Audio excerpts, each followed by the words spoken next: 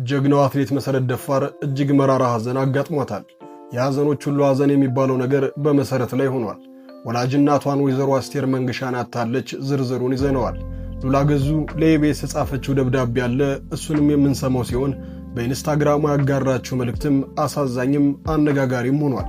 ፈጣሪ ከኔ ሌላ ሰው አልፈጠረም ወይ በማለት ፈጣሪን ትጠይቅና በቁመቴ ልክ ችግርን ሰጠኝ፣ መሸከሚያ ትከሻውንም በዛው ቁመቴ ልክ ሰጠኝ እያለች ትገኛለች።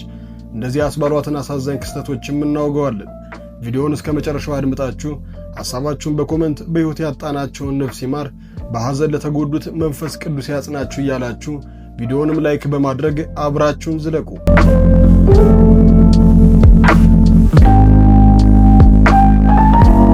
ይህ ዜና ለኢትዮጵያ የቁርጥ ቀን ልጅ የሩጫ ንግሥቷ መሰረት ደፋርና ለመላው ቤተሰቦቿ እንዲሁም ለአድናቂዎቿ እጅግ አሳዛኝ ነው። ወይዘሮ አስቴር መንገሻ ለአገር ኩራት የሆነችውን መሰረት ደፋር ብቻ ሳይሆን 6 ልጆችና 18 የልጅ ልጆችን አፍርተው ለቁም ነገር አብቅተው ያለፉ ማዕፀነ ለምለም እናት ነበሩ። ሀገርን የሚያስጠሩ ጀግኖችን ያፈሩት፣ ለ54 ዓመታት በፍቅርና በሰላም ትዳራቸውን የመሩት ማዕፀነ ለምለም እናት ወይዘሮ አስቴር መንገሻ በተወለዱ በ71 ዓመታቸው ከዚህ ዓለም ድካም አርፈዋል። በ1947 ዓ.ም በኦሮሚያ ክልል የጅሬ ወረዳ አዲስ ዓለም ተወለዱ። በ1964 ዓ.ም ከአቶ ደፋር ቶላ ጋር ትዳር መስርተው ለ54 ዓመታት በጽኑ ፍቅር ዘልቀዋል። የ6 ልጆች እናትና የ18 የልጅ ልጆች አያት ለመሆንም በቅተዋል። የጀግኖች እናት የዓለም የሩጫ መድረክ የገዛችውና በኦሎምፒክና በዓለም ሻምፒዮና ወርቅ ለሀገሯ ያስገኘችውን የሩጫ ንግሥት አትሌት መሰረት ደፋርን ለኢትዮጵያ ያበረከቱ ታላቅ እናት ነበሩ። ሌሎች ልጆቻቸውም በሙሉ በሕክምናው ዘርፍ ሀገራቸውን እንዲያገለግሉ አሳድገዋል። መሰረት ደፋር እንደ አውሮፓውያን አቆጣጠር በ2007 የዓለም ምርጥ አትሌት ተብላ እንድትመረጥና ስሟ በታሪክ መዝገብ ላይ በወርቅ እንዲሰፍር ያደረጉትን ዋና ዋና ስኬቶች እንዲህ ማጠቃለል እንችላለን። የአትሌት መሰረት ደፋር ታሪካዊ ስኬቶች ባጭሩ: የዓለም ክብረ ወሰኖች ወርልድ ሪከርድ 5000 ሜትር በኦስሎ ኖርዌይ 14 ደቂቃ 16 ሰከንድ ከ63 ማይክሮ ሰከንድ በመግባት ቀዳሚ ሆናለች። 2 ማይል በካሊፎርኒያ እና በቤልጅየም 8 ደቂቃ ከ58 ሰከንድ ከ58 ማይክሮ ሰከንድ በመግባት በዓለም ለመጀመሪያ ጊዜ ከ9 ደቂቃ በታች ሮጠች የኢትዮጵያ ጀግና ሴት ነች። 3000 ሜትር የቤት ውስጥ በጀርመን 8 ደቂቃ ከ23 ሰከንድ 72 ማይክሮ ሰከንድ በመግባት ክብረ ወሰን አስመዝግባለች። እንደ አውሮፓውያን አቆጣጠር በ2004 በአቴንስ ኦሎምፒክ የወርቅ ሜዳሊያ፣ እንደ አውሮፓውያን አቆጣጠር በ2012 በለንደን ኦሎምፒክ የወርቅ ሜዳሊያ፣ እንደ አውሮፓውያን አቆጣጠር በ2007 የዓለም አቀፍ አትሌቲክስ ፌዴሬሽን የዓመቱ ምርጥ ሴት አትሌት ሽልማትን ባለቤት ነች።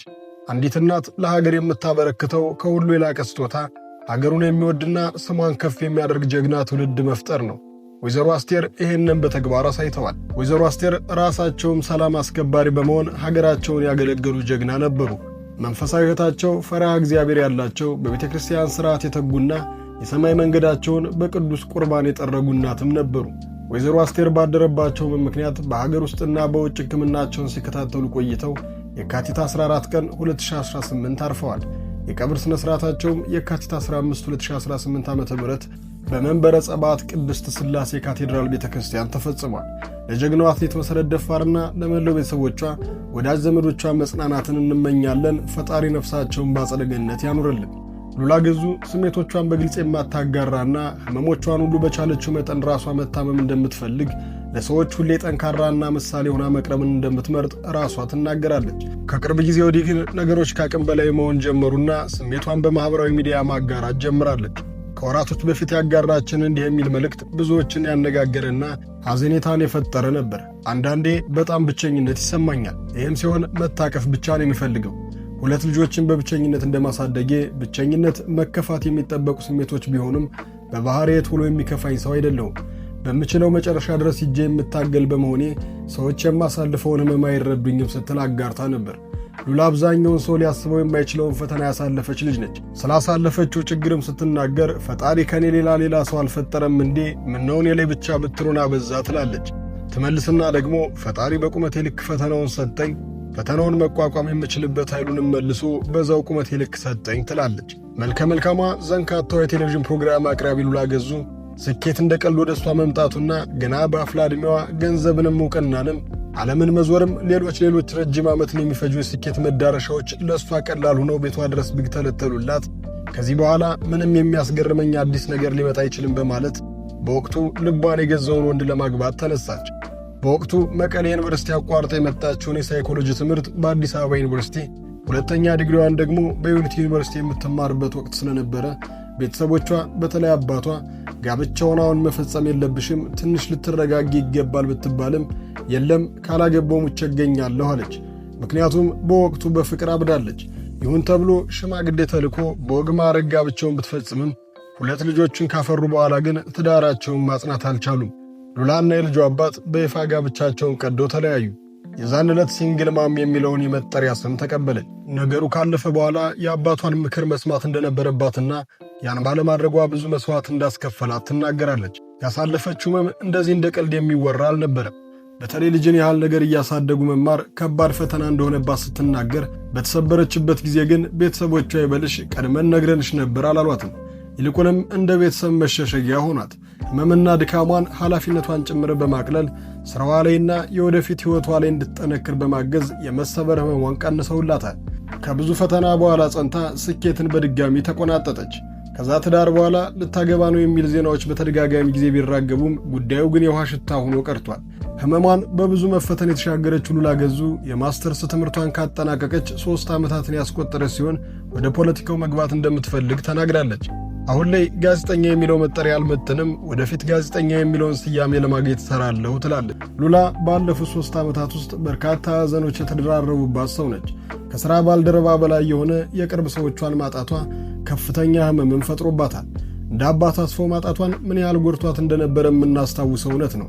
በነጻነት ወርቅነህ ጊዜ ምነው ማስታወስ የማልፈልገው ቀን ተደገመ በማለት ስሜቷን በገለጸች በወራቶች ልዩነት ደግሞ ካለቃም በላይ በመሆን እንደ አባት መካሪ፣ እንደ አለቃ አስተማሪ የነበረን ሰው ማጣታቸው የበለጠ ሐዘኗን እንዳባባሰው በመልእክቶቿ አሳይታለች። እኛ እነሱን የምናያቸው በቴሌቪዥን መስኮት እየሳቁና እየተጫወቱ ስለሆነ ደስተኛ የሆኑ ነገሮች ሁሉ የረሱ ቢመስለንም ነገሮች ግን እንደዚህ እንደማይሆኑ ግልጽ ነው። የሥራ ቦታቸው ላይ በተገኙበት ጊዜ ሁሉ ያጧቸውን ሰዎች ያስታውሳሉ።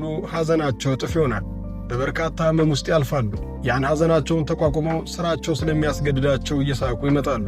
ከካሜራ ጀርባ ያለው ሕይወታቸው ግን በሐዘን የተሞላ ነው። ታዲያ በሐዘን ውስጥ ያለችው ሉላ የነጻነት ወርቅነህን የኢንስታግራም ገጽ ደጋግማ እንደምትጎበኝና አሁንም ድረስ ሐዘኑ እንዳልወጣላት ይነገራል።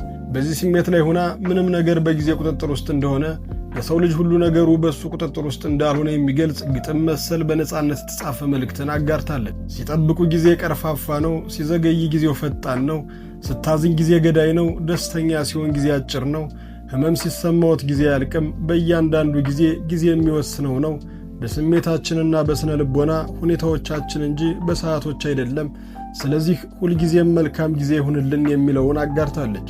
ሉላ አሁንም በከባድ ሐዘን ውስጥ እንደሆነችና ነገሮችን ረስታ ሕይወትን ለመቀጠል እንደተቸገረችም ይገልጻል። ሌላው ቀርቶ ወደ እነዚህ ሰዎች ትውስታ ውስጥ የሚመልሳትን ቦታ ኢቢኤስን ለመልቀቅ ሐሳብ እንዳላትና በቅርብ የመልቀቂያ ደብዳቤ ልታስገባ እንደምትችል ሰምተናል።